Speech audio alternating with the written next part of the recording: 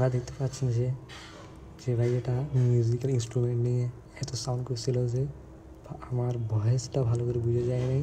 পরে বাসায় এসে এডিটিং করে এক্সট্রা ভয়েস দিয়ে ভিডিওটা করতে হয়েছে। আসসালামু আলাইকুম।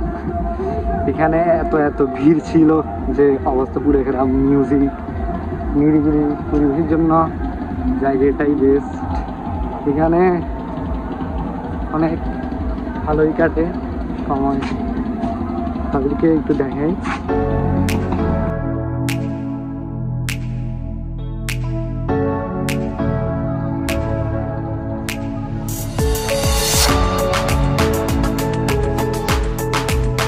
ভিডিও ভালো লাগলে আমার চ্যানেলটা সাবস্ক্রাইব করবেন এবং লাইক কমেন্ট করে পাশে থাকবেন। আমার হাতে যে গ্রিন কালার ইয়াটা দেখতে পাচ্ছেন, এটা ফাইল দিকে গেলেই বেরোবে।